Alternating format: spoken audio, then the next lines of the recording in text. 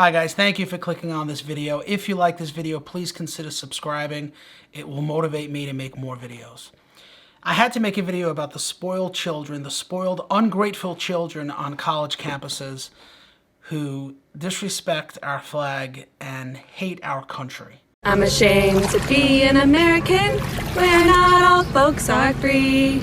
And I won't forget the enslaved who died and built this place for free. So I proudly lift up all the folks who are still oppressed today. 'Cause there ain't no doubt this ain't our land. Trump and the USA. It turns out a lot of the college girls on campus feel the same way. Are you proud to be an American? No. I feel embarrassed to be an American every day. I think a lot of things about this country are really embarrassing. Not really in this climate. No, like, I'm a black person, so obviously I experience a lot of, there's like oppression that comes with that. Be proud of what? And what is there to be proud about if you're black and being because it's just like it's still a lot of stuff that goes on for black people. It's been tricky to, love to be an American.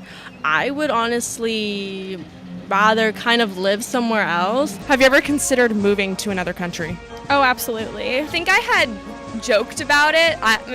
Joked, but was, fully serious. Like, oh, I'm going to move to Canada. Would you be willing to give up your U.S. citizenship? Yeah.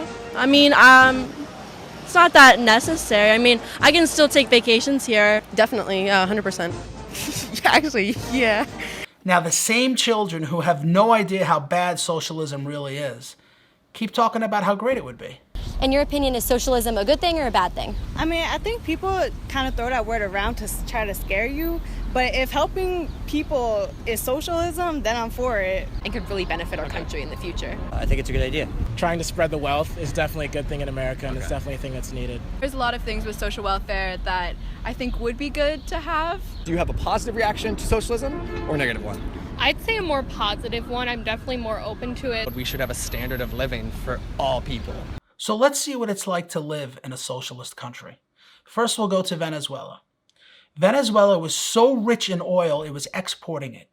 Since the government got involved, it has gone from being a rich country to a country where people are not only starving, but the only way they can get gasoline today is to siphon it from other people's tanks. Venezuela has the world's largest proven oil reserves, and yet the country has completely run out of gasoline.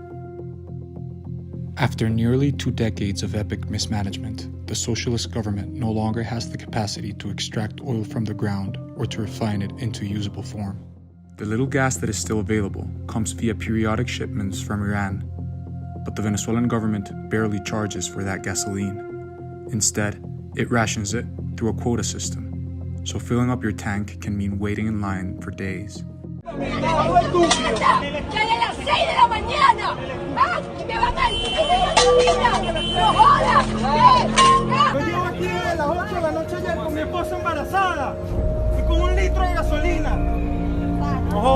Primero, ya es horroroso el tema de ir y echar gasolina. Y después lo que tienes que hacer para poderla retirar para igual colocársela a otro vehículo.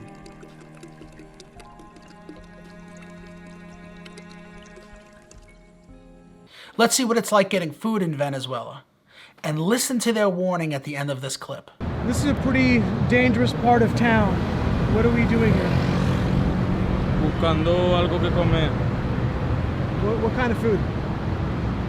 Lo que sea, lo que encuentre. Perro, un gato, una paloma. Tengo mucha hambre. Tengo mucha hambre. Food has become so scarce that people have to wait in lines, very long lines, in order to get enough to survive, just barely. What time did you go to wait in line? Estuve desde ayer en la madrugada haciendo la cola desde las 2 y conseguí esto, leche nada más.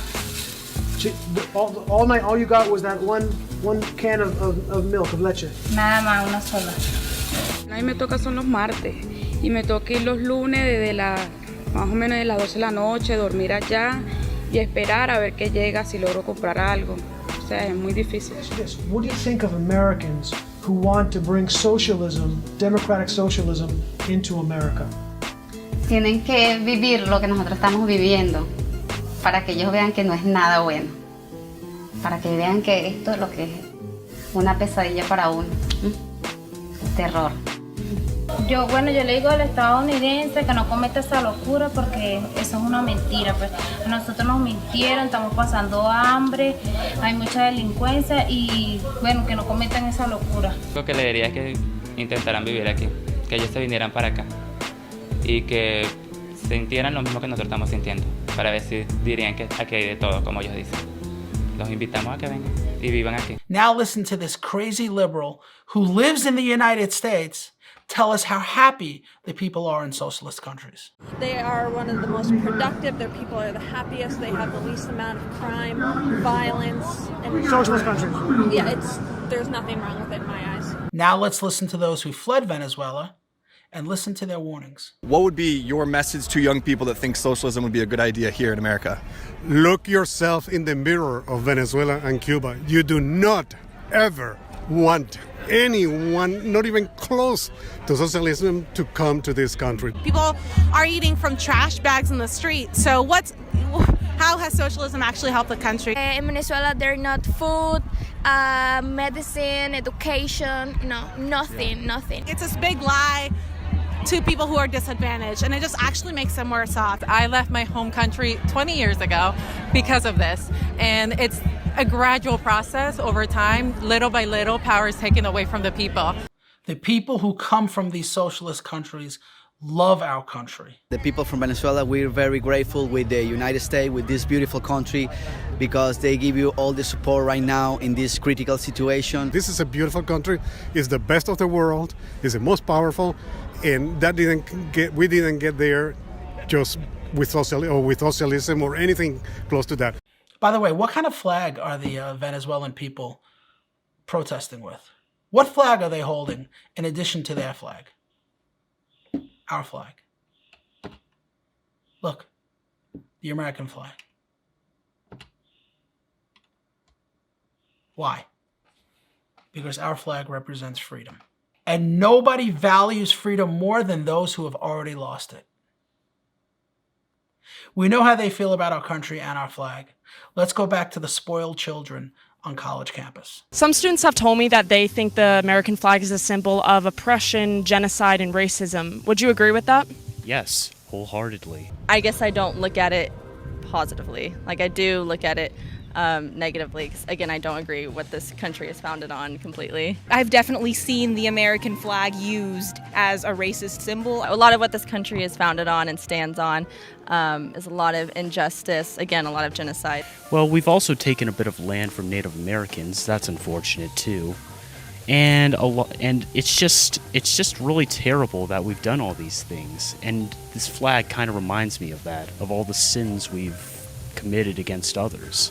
It's just a flag, so I don't have tons of, thoughts. I don't entirely, love this place as much as some people do. Do you think that socialism or communism could take hold of America, or do you think it's incompatible with what America stands for? Oh, I could only hope. No, I think I'd be open to it. I could only hope socialism comes to the United States. Let's go to another country. Let's go to Cuba. Let's see what it's like to get gas in Cuba. Day 2, trying to get gas. We're in the biggest city in the country. We're in the most modern city in the country. And this is the beginning of the line to get gas. Here we go.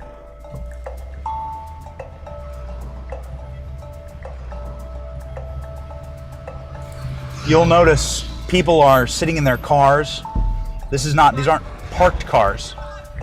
These are people that are sitting and waiting. It is probably 100 degrees outside. You have multiple people that are pushing their cars. Look, these people are pushing their vehicles because their vehicles are out of gas.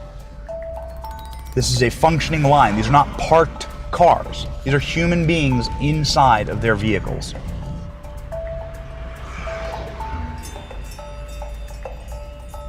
They're pushing the cars. They're eating lunch. Here we go. Up there, see that? That's the gas station. Let's see what it's like to buy groceries in Cuba. Remember, in a socialist country, which is what all the liberals want, the government controls everything. Watch what happens when the guards open up the grocery store. All of a sudden, the guards come to the gate and they open the gate. And that's when, I've never seen this before, but everyone swarms. People started running, even people that weren't in line, that were just like in the area, just start sprinting in there because this is their only chance to get their essentials and the necessities to feed their families. So I really hope that you like Conchita mango marmalade because we have a whole aisle of it. Here in Cuba, you can get an individually wrapped hamburger, and that's as fresh as the meat actually gets. But my God, can you get a lot of the exact same brand of garbanzo beans? There was literally no fresh fruit, no fresh meat, no fresh vegetables, nothing. There was one brand of the things they did have, and the things they didn't have, well, screw you. So, that is life inside of Socialist and Americana here in Cuba. Socialism sucks. Now let's hear from those who fled Cuba. You can't have your own business. It's illegal. If you're caught with your own business, they'll come and shut it down. Why? Because they want part of the money. They don't have medicine. They don't have food. We have to constantly send, medicine to our families. It scares me when you have people on the left here saying how perfect it is. How you have the Bernie Sanders and the AOCs trying to implement those stupid laws like they have in those countries. That's why we're here. You don't see Americans going to Cuba on a raft. You don't see that. You see the other way around. You do not want this. I can't even believe that we're in a situation where we're so close to communism in this country. It's sad. By the way, what flag do the Cubans march with? When Cubans in America are protesting in solidarity with those Cubans in Cuba, they carry the American flag. It is the American flag that you see next to the Cuban flag. But what do we have here? We have a bunch of spoiled, ungrateful children who despise our country and desecrate our flag. The United States of America is irredeemable and is guilty of war crimes and crimes against humanity. Be careful, be careful. Yeah, this is great. Juana, stop. Just stop. Yeah! Yeah! If you hate this country, just leave. Nobody wants you here. Go to Cuba. There's no coffins for dead bodies. If you have a dead family member, they get pronounced dead. They get wrapped in a bed sheet. You get delivered the dead body, and you have to take it home with you. What you do with the body, they don't care. You have to figure it out. If you don't have a car, they don't provide transportation, and you have to take the dead body home walking. There's no drinking water. Food costs $200 US. A pound of rice costs $200 US. If you don't have family here in the United States to give you money, you have to figure it out. You have to figure it out.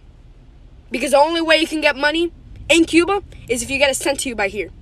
They shut off their light and water at 7. As soon as the sun goes down, your electricity gets shut. There's no medication, there's no Advil, there's no antibiotics, there's no butterfly needles, there's no IVs, there's nothing.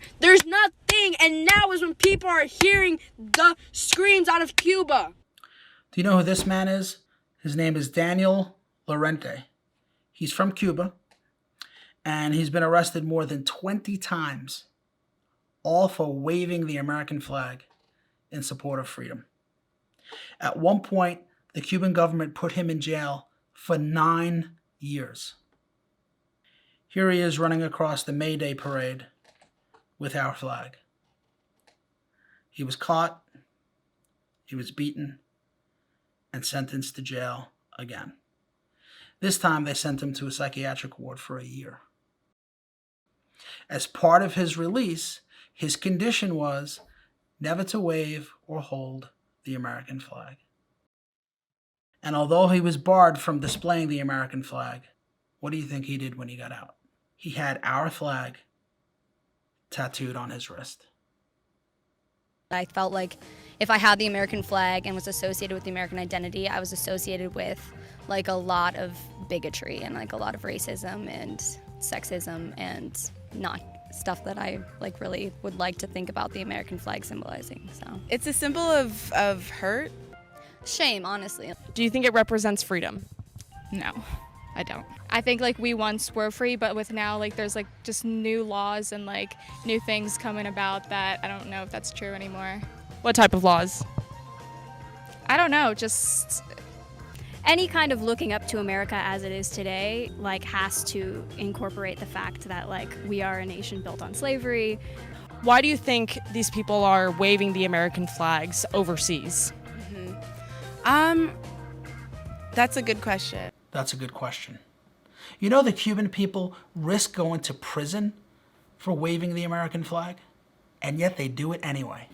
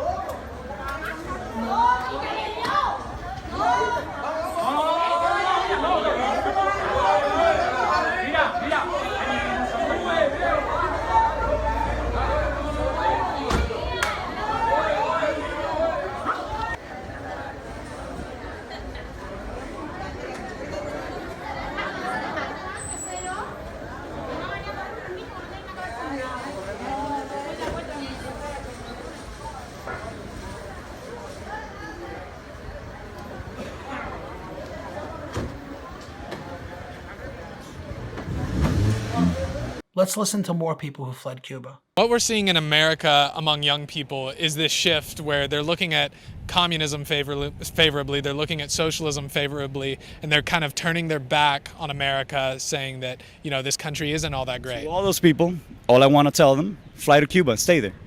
If you want to feel what communism, socialism, what is it? Because it's too easy to say it here. You think it's easy, you think everything's free, you think it's good, but it's really not. I'm from Cuba. I came when I was 12. And I know the difference between Cuba and United States. I love it here. What's your message to these college students? Listen to us, guys. Communism sounds beautiful in theory, but it can never be taken to practice. Understand that. Communism kills. They take everything. They teach you, they tell you what to think, what to feel. They even control what music you listen to. Right now in Cuba, after 62 years of communism, kids are getting shot in the streets just for chanting freedom.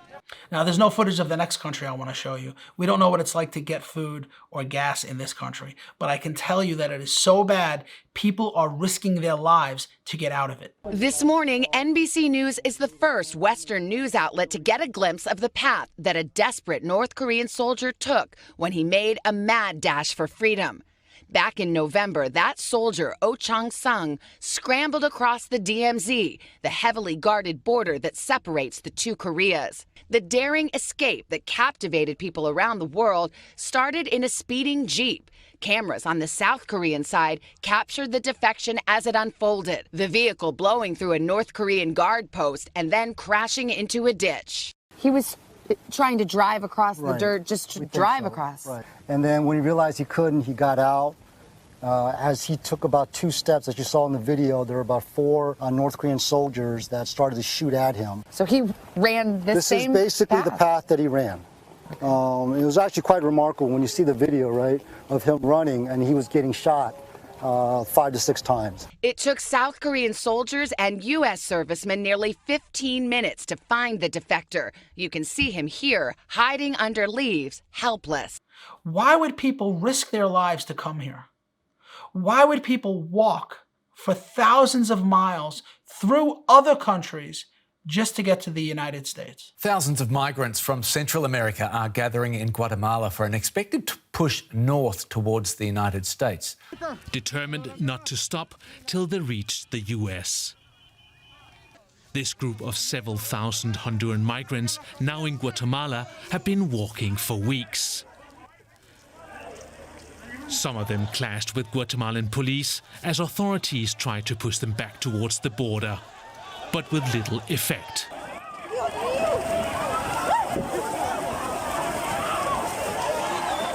Mexican authorities have deployed 500 officers to the border. Take a look at this. In the Rio Grande Valley, where I was yesterday at the river crossing, just hundreds on the bank coming hour after hour. I have been multiple times to that very point. Our drone video showing a massive group of illegal immigrants being held by Border Patrol under Ansel Duas Bridge. It's the largest group we have ever seen in all of our trips to the border. We're talking at least 1,000 people. As Border Patrol sources tell us, more than 8,000 illegal immigrants were apprehended just here in the Rio Grande Valley alone over the weekend. Why would people of color take that journey to come to a country that was supposedly racist? Look at this picture. This is the Mexican military trying to hold back all of those people from Honduras because they wanted to walk through Mexico, through the country,